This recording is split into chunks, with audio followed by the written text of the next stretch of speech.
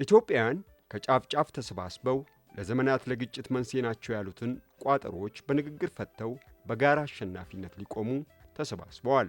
በተመረጡት 8 አጀንዳዎች ላይ 4000 ተመካካሪዎች በተለያዩ ቡድኖች ተከፋፍለው በተሰጣቸው አጀንዳዎች ላይ እየመከሩ ይገኛሉ። ከመንግስት ጋር በትጥቅ ትግል ጫካ ውስጥ የነበሩ ወንድሞች ሳይቀር የዚህ ምክክር አካል ናቸው። ሁሉም ኃይሎች እንዲሳተፉ ያደረገ ነው። አካል ጉዳተኞች፣ ሴቶች፣ የሃይማኖት አባቶች፣ የፖለቲካ ፓርቲዎች ሁሉም አካላት በንቃት እየተሳተፉበት ያለ የምክክር መድረክ ነው። ስለዚህ ሁሉም ኢትዮጵያውያን በአንድ መድረክ የተገናኘንበት ሁላችንም ተካተን ስለ ሀገራችን እየመከር እየተወያየን እየተነጋገርን ያለንበት ሰፋ ያለ መድረክ ነው። ከአካታችነት አንጻር ሙሉ ለሙሉ አካታች ነው። ከብሔር ብሔረሰቦች ጋር በኩል ተገናኝተናል። ከላይ እስከ ታች ያለው ከባለስልጣን ጀምሮ ያለው ሁሉም በኩልነት የምንወያይበት ነገር ስላየው በጣም ነው ደስ ያለኝ። እኩል ነው የምንወያየው፣ እኩል ነው የምንነጋገረው።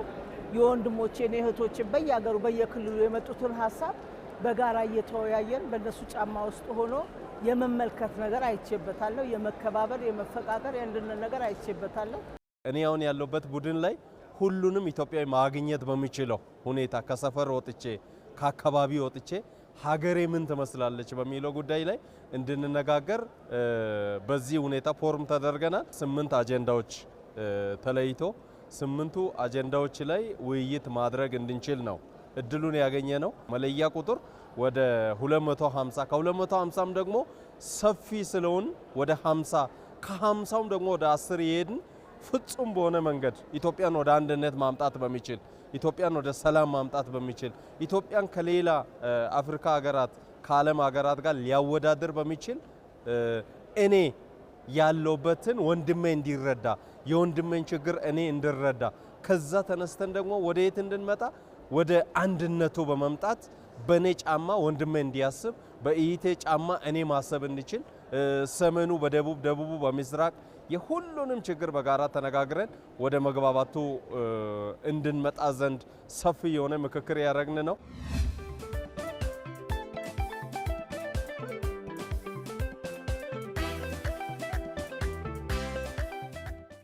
ተመካካሪዎቹ ልዩነቶቻቸውን አቻችለው በንግግር ሀገር ለማጽናት እየመከሩ ያሉ ሲሆን ጉባኤው አሳታፊና አካታች መሆኑ በዜጎች መሃል መተማመን ከመፍጠር ባሻገር ለሀገረ መንግስት ግንባታ ፋይዳው የጎላ ነው። ጠንካራ አገር ከመገንባት አንጻር ተስፋ የሚሰጥ እንቅስቃሴዎች አሉ። 8 አጀንዳዎች በአገር አቀፍ ደረጃ ተቀምጠዋል። ይሄ አጀንዳዎች ከመሰረቱ ግለሰብ አጀንዳ አይደለም።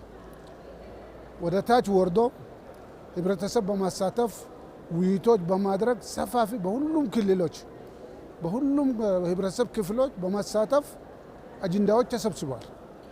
ይሄ አጀንዳዎች መጨረሻ ላይ በመቀመር ከተጨመቀ በኋላ ቀርቧል ለውይይት። በዚህ 8 አጀንዳዎች ማንም ሰው የመጣ ያለው ችግር የሚያይበት ሀሳቡ የሚያስቀምጥበት መፍትሄ ሀሳቦች ምን መሆን አለበት፣ ችግሮች ማስወገዳ ዘዴዎች ምን መሆን አለበት፣ ውይይቶች ተጀምሯል። ተስፋ ከዚህ ነው የሚፈነጨው። በነፃነት የተሞላበት ሰው የተወያየ በዚህ ጉዳዮችና መጀመሪያው በ10 ቡድኖች የተሰራ ያለው ስራዎች ተሰብስቦ ወደ ላይ የመጣና የተወያየ ነው ያለው። የኔ በጣም ግሩም ድንቅ እንቅስቃሴ የተደረገ ነው ያለው። ፍትሃዊ ነው፣ ዲሞክራሲያዊ ነው። ሰዎች ሀሳባቸውን በነፃነት የመግለጽ መብታቸው የተጠበቀ ነው። ማንም አንተን አያስቆምህም። አንተ ይዘህ የመጣኸውን ሀሳብ የማህበረሰብን ጥያቄ የማህበረሰብን ውግንና እንዲሁም ደግሞ የወከልክበትን የወጣት ክፍል ድምፅ በአግባቡ እያሰማን ነው። የመከሩ ሀገር አኑሩ እንደሚሉት አባቶች እየመከርን ሀገርን ለማኖር ነው እዚህ የተገናኘ ነውና ሁላችንም የበኩል የድርሻችንን እየተወጣን ነው የምንገኘው። ተጽዕኖ የለም፣ ግፊት የለም። አንዱ አንዱን የመስማት ጉዳይ የመቻቻል ጉዳይ በተሻለ ሁኔታ እንዳለ ነው የሚገልጽልን።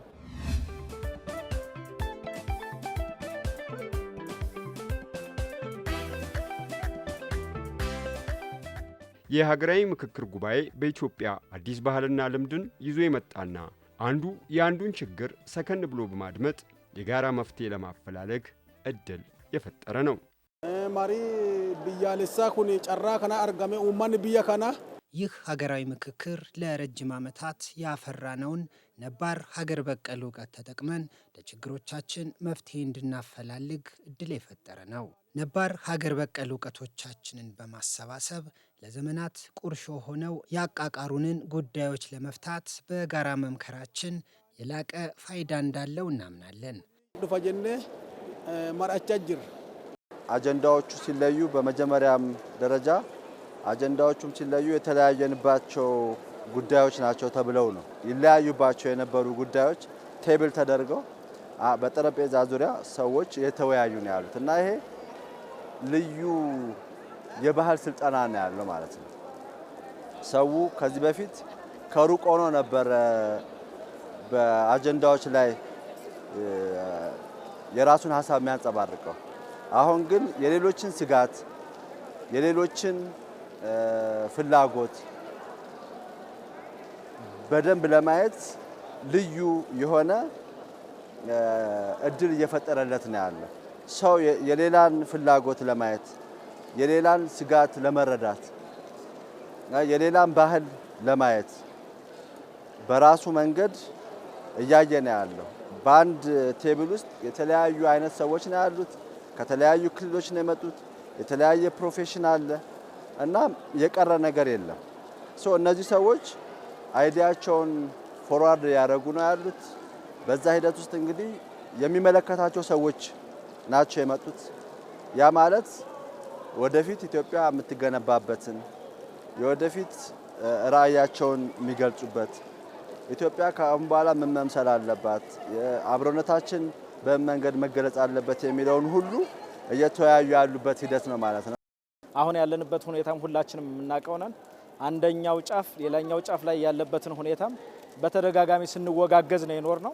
አሁን ግን ወደዚህ ምክክር በመምጣት ሁሉም ያለውን ሀሳብ ወደ ጠረጴዛ በማምጣት ንግግር፣ ውይይት እና ምክክር እያደረገበት ነው የሚገኘው። እንግዲህ እዚህ መድረክ ላይ ስንገኝ ሁላችንም ከዚህ በፊት በተቃርኖ ውስጥ የነበርን ወይም ያለፍን አንመስልም። ለአንድ ኢትዮጵያ ለአንድ ሀገር ኮንትሪቢዩት ልናደርግ የሚገባውን ሀሳብ ከመስጠት አንጻር ሁሉም አካል በንቃት እየተሳተፈ ነው የሚገኘው። በጣም ደስ የሚል ድባብ ነው። ሁሉም የፖለቲካ ሀሳብ ልዩነቱን፣ ሃይማኖቱን፣ ማንነቱን ወይም የብሔር ማንነቱን ትቶ ስለ ሀገሩ እየመከረ ያለበት ሁኔታ ነው ያለውና ሁላችንም በንቃት እየተሳተፍን ነው ያለነው። በውይይት ውስጥ ደግሞ የተለያዩ ብሔር ብሔረሰቦች ስላሉ የእያንዳንዱን የማወቅ የመስባት የመመካከር የመወያየት ነገር ነበረ። በአስራችን ውስጥ አሁን ጸሐፊ ሰብሳቢ የሚባል ነገር መርጠን እየተወያየን ነው። ሀሳቦቻችንን በነፃነት ያለምንም ጭንቀት ያለምንም ፍርሃት እየገለጽን ያለ ነው። አንዱ የአንዱን ችግር የማወቅ አንዱ በአንዱ ጫማ ውስጥ ሆኖ የማየት ነገር ስላለ መልካም ይሆናል የሚል ነገር አለኝ።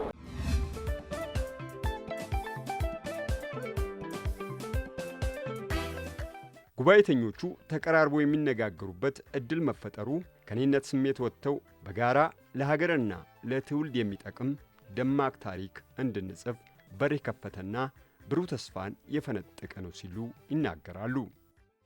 እዚህ የመጣ ነው ብዙዎቻችን የተለያየ ፍላጎት ይዘን የመጣ ነው። የፖለቲካ ፍላጎት ይዘን የመጣናለን፣ የሃይማኖት ፍላጎት ይዘን የመጣናለን፣ የግል ፍላጎቶቻችንን ጥቅማችንን አስቀድመን የመጣን ሰዎች ስላለን አሁን ለኛ የሚያስፈልገው የግል ጥቅሞቻችንን ፍላጎቶቻችንን ወደ ኋላ ትተን አገርን ለማስቀደም አገርን ወደፊት ለመምራት ለቀጣይ ትውልድ ለልጆቼ ምን አስቀምጬ ማለፍ አለብኝ። ከዚህ በፊት ብዙ ታሪክ ተሰርቷል፣ መልካም ታሪክም መጥፎ ታሪክም። ዛሬ ግን እኛ ከዛ ታሪክ ተምረን ምን አይነት ታሪክ መስራት አለብን የሚለው ነገር ላይ ተወያይተን ተነጋግረን የሚመጣው ሀሳብ አገርን ይጎዳል ወይ ለሀገር ይጠቅማል ወይ የሚለውን ነገር ነው ሚዛን ላይ አስቀምጠን ማየት ያለብን። እያየንም ያለ ነው ያ ስለሆነ እንግዲህ ያው ቀጣይ እቺ አገር በዚህ ምክክር አንድ እርምጃ ወደፊት ትራመዳለች። እኛ በአሁን በዚህ ምክክር ላይ ለአፍሪካኖች እጅግ በጣም ቅድሚያ ቀድመን ትምህርት እንሆናለን፣ ተምሳሌት እንሆናለን የሚል አመለካከት አለን። ጥሩ ልምድ እንወስድበታለን፣ አገራችንን ወደፊት እናስቀድማለን የሚል ሀሳብ አለኝ። አብዛኛዎቹ ጥያቄዎቻችን በእነዚህ በስምንቱ አጀንዳዎች ውስጥ የሚገኙ ናቸው።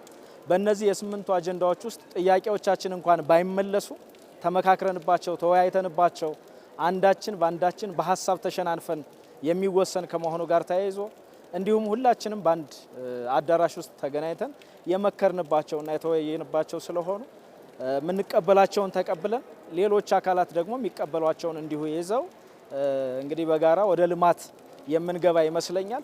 አሁን ያለው ድባብም ይሄንን ነው የሚያሳየው።